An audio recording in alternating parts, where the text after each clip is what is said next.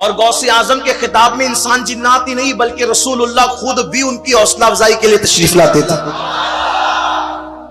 لوگ وہاں زیارت کرتے تھے. بلکہ یہ کتابوں میں لکھا ایک مرتبہ اللہ کے رسول تشریف لائے موسیٰ علیہ السلام کو ساتھ لے کے. ذرا غور کرنا, اللہ کے رسول حضرت موسیٰ علیہ السلام کو ساتھ لے کر آئے, فرمایا موسیٰ کیا تمہاری امت میں بھی ایسا کوئی ولی ہے؟ کیا تمہاری امت میں بھی کوئی ایسا ولی؟ حضرت موسیٰ علیہ السلام نے عرض کی یا رسول اللہ اس جیسا ولی تو کسی امت ہی میں نہیں ہے.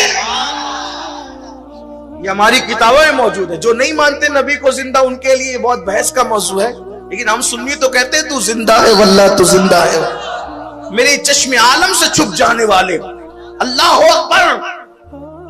تو سرکار غوثیت ماب کے بارے میں وہ مرید نے کہا حضرت ابن الجوزی صاحب یہ بتائیں آپ بار بار باتیں کرتے وہ آپ کے بارے میں کچھ نہیں کہتے. 70,000 کا مجمع. ابن الجوزی سے ان کے شاگرد نے جو قادری تھے کہا حضرت آپ نے ان کو کبھی سنا ہے؟ کبھی آپ نے ان کو سنا؟ کہا نہیں میں نے نہیں سنا. کبھی ان کو دیکھا؟ کہا نہیں. ملے؟ نہیں ملے. نہ ملے نہ دیکھا نہ سنا, رائے قائم کر لی. ایک بار ذرا ان سے چل کے سنیے, ان سے سنیے وہ کہتے کیا ہیں. اب ابن الجوزی, میں تھوڑا سا اپنے ذوق کے مطابق بات کرنے والا آدمی ہوں, اپنے الفاظ کے جامع میں اپنے مفہوم میں, واقعہ وہی ہے لیکن یہ میرا اپنا مفہوم ہے آپ کو سمجھانے کے لیے.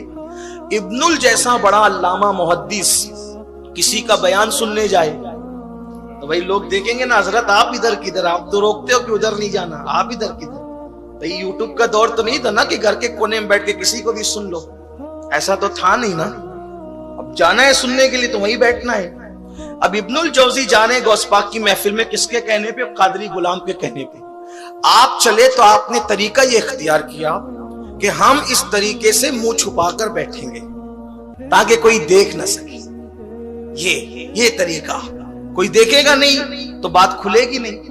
جا کے کونے میں بیٹھ گئے. اب غوث پاک کی محفل, غوث پاک تشریف لائے, بہت خوبصورت تھے. گول سا چہرہ, چاندی جیسا گندمی رنگ, بھویں آپس میں ملی ہوئی, بڑی بڑی آنکھیں, چوڑا سینہ, اور آواز ایسی بھاری بھرکم تھی. 70,000 کا مجمع تھا.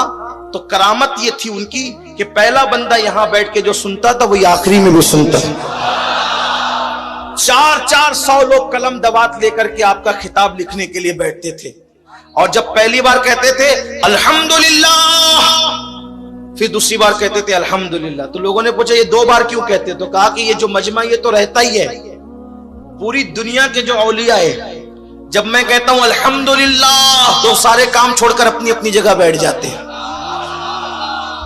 ہاں یعنی اس کا مطلب لوگ آج انٹرنیٹ پر غرور کر کے کہتے ہیں مجھے تو اتنے ملکوں میں سنا جاتا ہے, اور تو انٹرنیٹ کا محتاج ہے. میرے مرشد کو تو جب کچھ بھی نہیں تھا تب بھی پوری دنیا کے اولیاء سنا کرتے تھے. بلکہ ان کی شان بتاؤں, ایک مرتبہ ایسا ہو گیا کہ بیان جذبات میں کرتے. جذبہ تھا بیان کرنے کا. بھئی درس میں اور خطاب میں تو فرق ہوتا ہی ہے. تو جذباتی کیفیت تھی اس میں. آپ کے امامے کا شملہ نکل گیا. ہم قادری لوگوں کی بھی ایک عقیدت ہے, اپنے مرشد کے امامے کے شملے کے نکلنے کی بات کرتے ہیں تو پھر ہم اپنے شملے کو قائم نہیں رکھ سکتے. یہ غیرت قادریت ہے. نکل گیا. جیسے شملہ نکلا تو محفل میں جتنے لوگ تھے سب نے اپنی امامے, اپنی ٹوپیاں غوث پاک کے قدموں میں رکھ دی. مرشد تمہارا شملہ کھل گیا تو ہمارا کیسے رہے؟ سب نے قدموں میں رکھ دیا. سرکار غوث اعظم نے برابر کر لیا, سب نے اٹھا کر کے رکھ لیا. ایک دوپٹہ رہ گیا نیچے. محفل کے سب لوگوں کی ٹوپیاں, امامے, جس نے جو رکھا تھا وہ سب اٹھا لیے, لیکن سب کے سر بھر گئے, دوپٹہ رہ گیا. غوث پاک نے یوں اٹھایا, یوں کندھے پہ رکھا, ایک ہاتھ آیا اور وہ دوپٹہ غائب ہو گیا. لوگوں نے کہا یہ کیا؟ کہا کہ تم تھوڑی سن رہے تھے, وہ فلاں ملک میں ایک ولیہ بھی سن رہی تھی. جب تم نے امامے لا کر کے رکھے تو اس نے بھی اپنا دوپٹہ رکھ دیا. ہم نے یہاں رکھا, اس نے وہاں سے اٹھا لیا. یہ ولایت کی کائنات ہے, یہ غوث اعظم کی شان ہے. 11ویں والا پیر ایسا پیر ہے.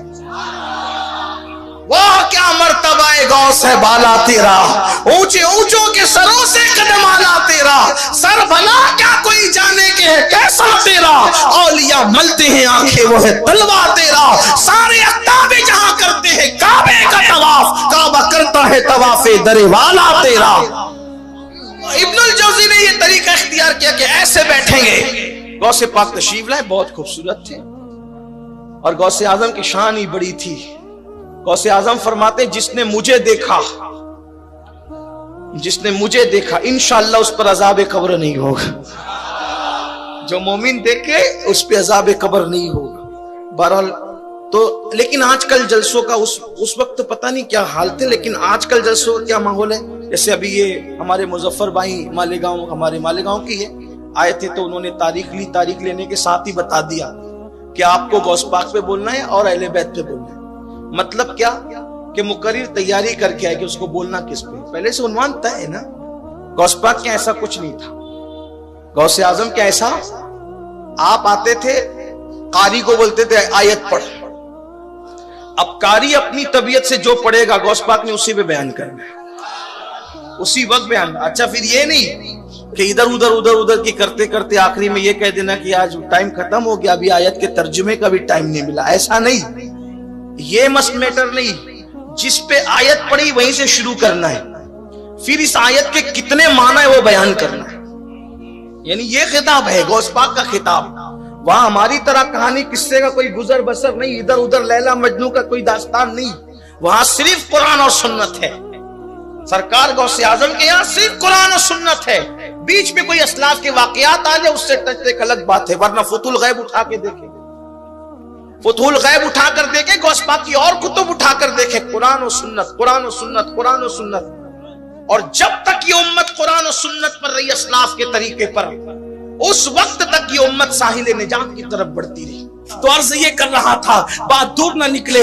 अल्लाह अकबर। मेरे आका गौसे आजम ने फरमाया कारी से तिलावत कर। कारी ने तिलावत की, गौसे आजम ने उसी आयत पर बयान शुरू किया। अब आयत का तर्जुमा पढ़ा, तर्जुमा करने के बाद उसकी एक तफसीर बयान की। तफसीर तो वो कादरी जो बैठा था इब्नुल जौजी के बारे में, उसने देखा, जो किसी को साथ में तकरीर के लिए लाता है, मुकर्रिर अच्छा पॉइंट बोलता है तो वो देखता है कि मैं लाया ना तुझे, देख कितनी अच्छी बात कर रहे हमारे हजरत, ऐसे देखते हैं ना। तो कादरी ने बेस से देखा।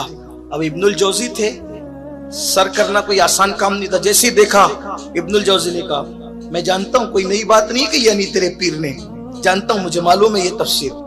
दूसरी पढ़ी ये भी जानता, तीसरी पढ़ी ये भी जानता, चौथी पढ़ी ये भी जानता, 7 तफसीर पढ़ी, सब पे सर हिला। 8वीं पढ़ी मुंह बंद। यानी ये नहीं जानते थे इब्नुल जौजी, इल्म पे नाज इतना था, लेकिन अब 8वीं से नहीं जानते, 9वीं नहीं जानते, 10वीं नहीं जानते, 11वीं नहीं जानते। बाज ने लिखा 40 तफसीर बयान की एक आयत की, और बाज बुजुर्गों ने लिखा 70 माना बयान किया एक आयत का। 70 और 70 हजार माना है एक एक आयत का। ये जाहिरी, और जो उसके सिवाय वो तो अलग है। बल्कि हमारा अकीदा तो ये, इमाम अब्दुल वहाब शारानी कहते हैं कुरान का नुज़ूल बंद हुआ है, लेकिन मानिए कुरान आज भी मोमिनों के दिल पर नाजिल हो रहा है।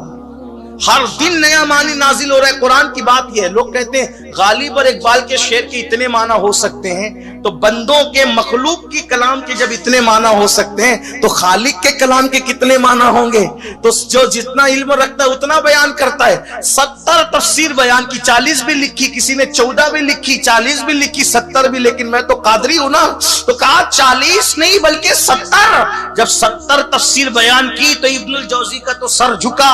और उसके बाद फिर गौस पाक की एक कैफियत थी, फरमाते थे लोगों ये जो बयान हो गया कम है, जो बचाए बहुत ज्यादा है। अरे अब काल को छोड़ो और हाल की तरफ आओ। जब कहते थे काल को छोड़ो हाल की तरफ आओ, इतना कहना था कि पूरा मजमा जोश में खड़ा हो गया। कोई कपड़े फाड़ रहा है, कोई झूम रहा है, कोई गिर के बेहोश है, किसी की मौत हो गई है, पूरे मजमे में हंगामा है। काल को छोड़ो हाल की तरफ आओ, मतलब जाहिर को छोड़ो बातिन की तरफ आओ। अल्लाह अकबर। जब ये हंगामा हुआ तो वो कादरी ढूंढने लगा इब्नुल जौजी का है। जब देखा तो सरकार गौस पाक के पैर पकड़ के कह रहे थे हुजूर माफ कर दीजिए, اب تک تو میں یہی سمجھ رہا تھا کہ عبد القادر کسی ظاہر صوفی کا نام ہے، مجھے نہیں پتا تھا کہ آپ کے پاس قرآن کا اتنا علم موجود ہے۔